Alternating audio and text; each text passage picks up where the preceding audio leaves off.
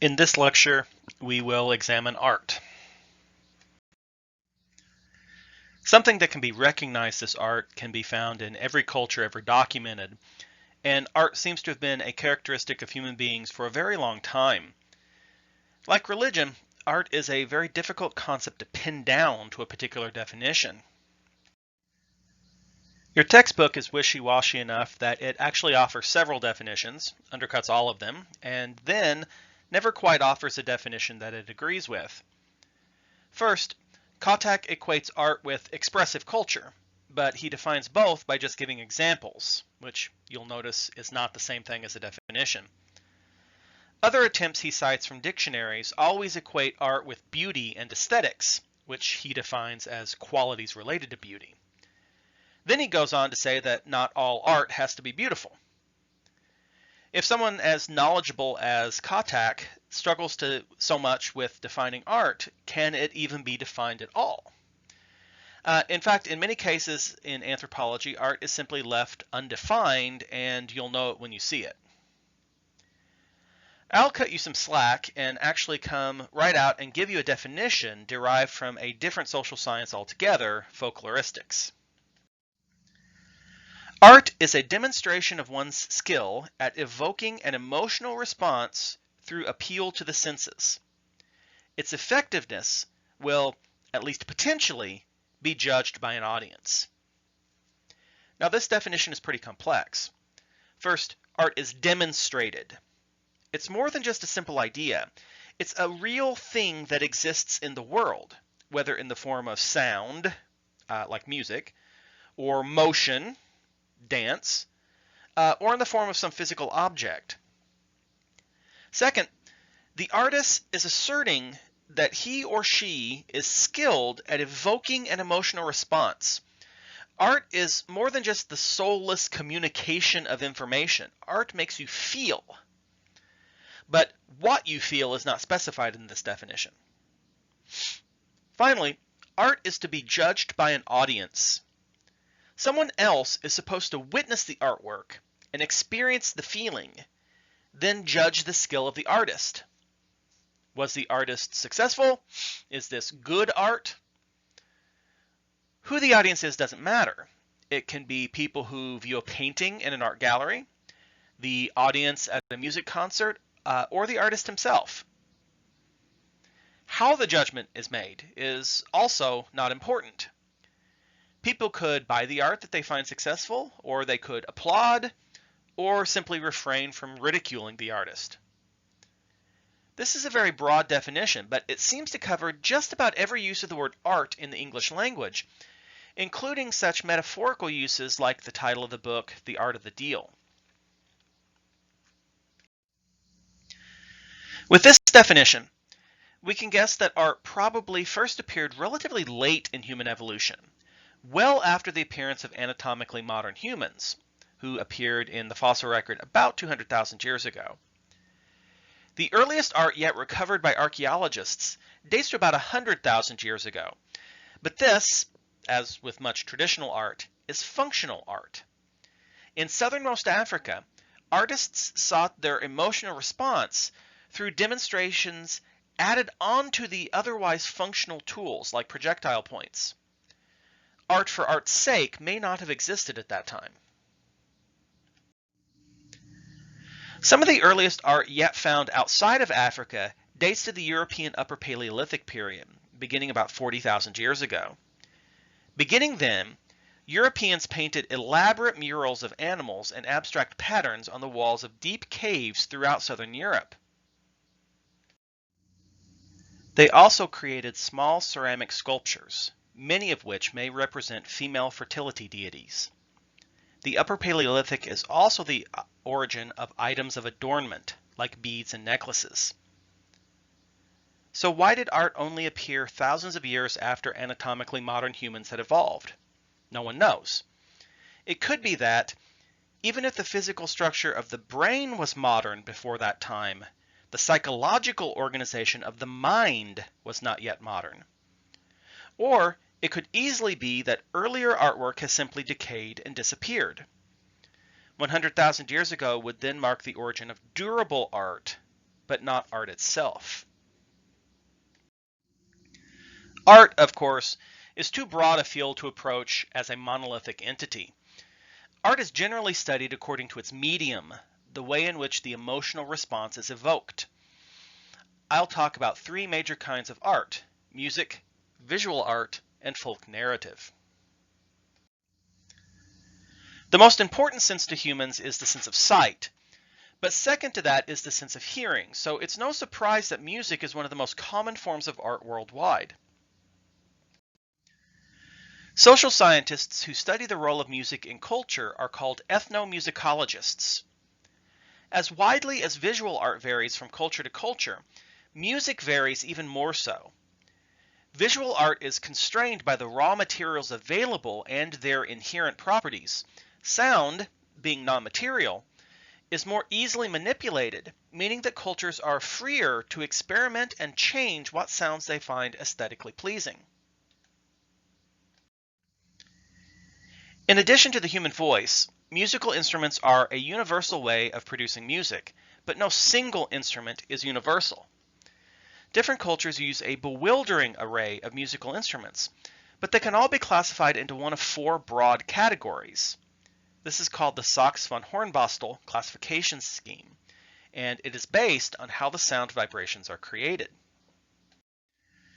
When the sound is created by the vibration of a column of air, such as in horns, flutes, and so forth, the instrument is called an aerophone. When a cord or fiber vibrates to form the sound, such as in guitars and violins, the instrument is a chordophone. Drums create their sound by the vibration of a tightly stretched membrane, the drumhead, and are classified as membranophones. Finally, idiophones create their sounds through the vibration of the instrument body itself. Almost all percussion instruments are idiophones. The most common source of music, the human voice, is considered to stand outside the Sachs von Hornbostel system. Music often varies according to other dimensions of culture. Hierarchical societies, for example, often rely more on meaningful lyrics to songs, language set to music, while egalitarian societies use vocables, meaningless sounds. Complex hierarchical societies are also more likely to use polyphony, the simultaneous playing of multiple melodies, while simpler egalitarian societies are more likely to sing in unison. The principle at work in all these cases is information content.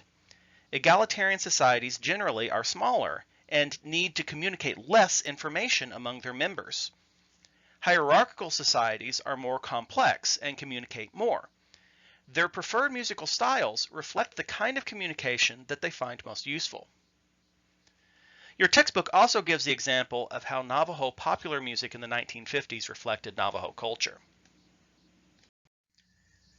In visual art, the medium is some physical object in the world, which evokes its emotional response through its visual appearance. This is normally what we Westerners think of when we think about art. With respect to visual art, we can use the term medium in a more specific sense to refer to the physical material that a piece of visual art is made from. In most cultures, art is made on the materials at hand. Wood carving is common in forest cultures, so that in the Pacific Northwest, Native American cultures carve elaborately painted totem poles. Rock art is common in desert cultures, and some of the most commonly seen art of Native American cultures in the American Southwest. Those with easy access to appropriate stone may make elaborate stone artifacts, such as these works of art made by Native Americans in eastern North America. But while the materials available in the immediate environment may influence what sorts of visual art are made, they by no means determine the art. Some cultures may obtain raw materials from very far away, as the Native Americans at Spiro, Oklahoma did when they engraved elaborate pictures on hundreds of conch shells brought from the Gulf of Mexico 900 miles away. Or different cultures with similar media may make radically different types of art. Both the Navajo and the Japanese use sand as a medium for art. The Japanese rake sand gardens into complex abstract patterns for meditation. The Navajo paint with multicolored sands to create elaborate representational pictures. On the other hand, sometimes radically different cultures come up with remarkably similar forms of art. Tibetan Buddhist monks also make sand paintings, but they and the Navajo developed these art styles independently of one another. The study of visual art is something that often must be tightly focused on the particular art styles in question. Since visual art is so complex and varies so much, techniques for studying one type may not be appropriate to others. But many studies of visual art focus on how the individual parts combine to form an overall composition. These parts are called elements. When elements appear to be meaningful in themselves, they're often called motifs. A motif is therefore a kind of element.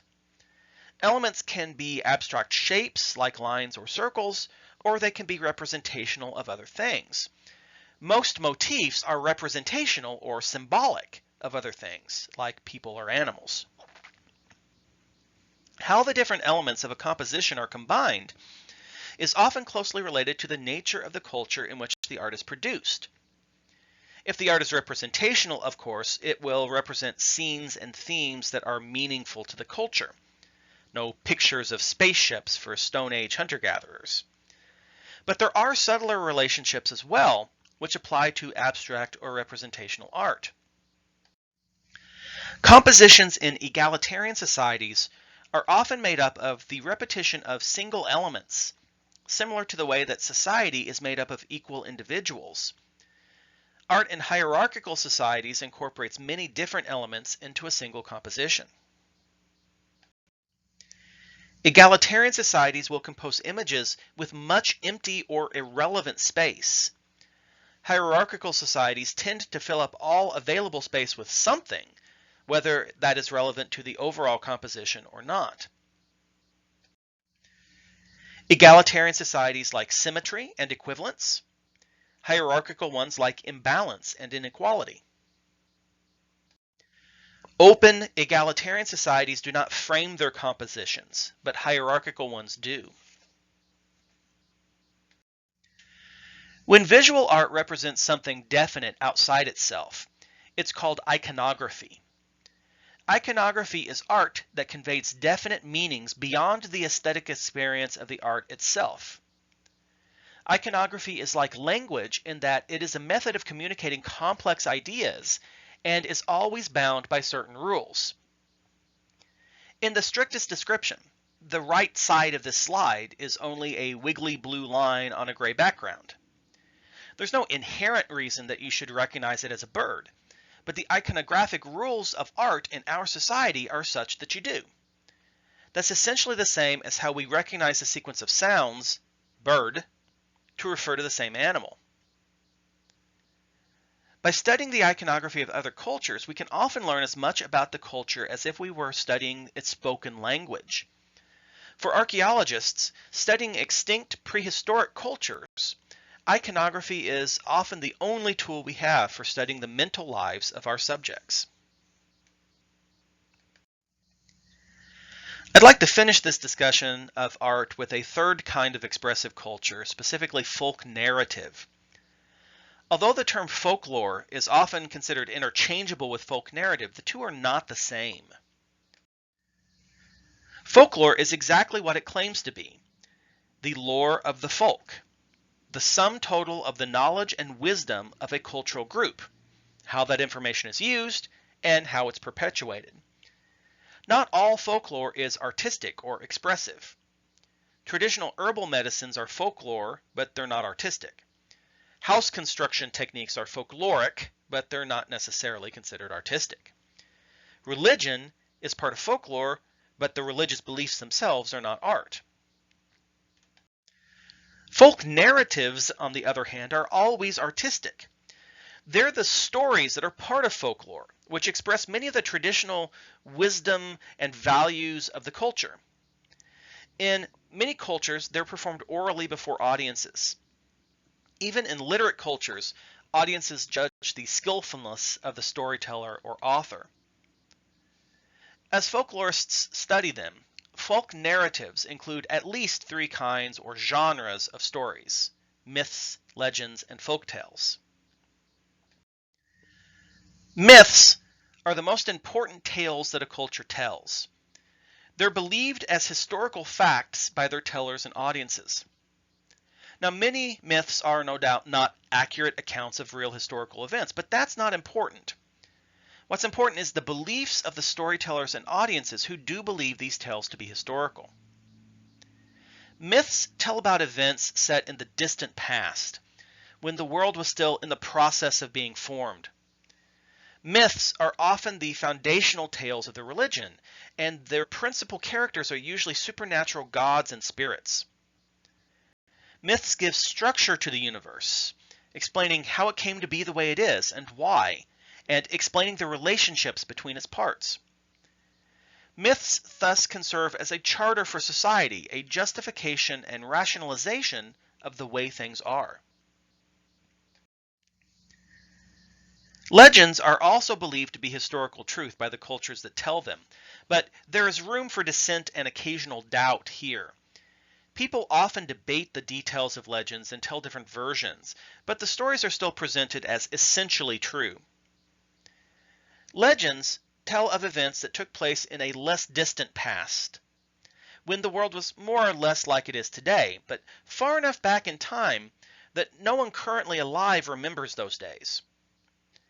Legends may be secular or sacred in nature, telling of religious leaders, like the traditions of Buddha, or about kings and political heroes, like King Arthur and the Knights of the Round Table. Many legends also serve to justify and rationalize current social and political practices, but they may also simply be exciting adventure tales. In contrast to myths and legends, folk tales are generally not believed to be historical truth by anyone. They're simply entertaining stories. They may be set any time, any place, and usually the events transpire outside of any particular time or location. European folk tales often begin with the formula, "once upon a time in a land far, far away," which indicates that time and place aren't important for enjoying the story. Folk tales are secular. At best, they carry vaguely religious morals, but they are not directly tied to religious belief or practice. Characters in folk tales may be humans or anthropomorphized animals. Aesop's fables and the Grimm's fairy tales are examples of folk tales. These three categories are analytical categories created by folklorists to aid our study of the stories told by different cultures, but many cultures don't divide things up in this way. Many will conflate the categories of myth and legend into a single category of true tales, for example. Some will incorporate stories that, on the surface, look like folk tales into important religious teachings. Navajo tales about coyote, for example, are, on their surface, funny folk tales about the clumsy and unfortunate coyote. Wile E. Coyote from the Looney Tunes is based on the Navajo coyote character. But coyote is also an important, some might say central, deity in Navajo religion, and many origin myths involve coyotes' misadventures. Folk narratives function as part of culture to communicate traditional ideas, to justify or explain traditions, or even to contest and negotiate cultural change, and as simple entertainment. But through it all, there is a storyteller and an audience. Those more skilled storytellers are better at achieving their goals, whatever those may be.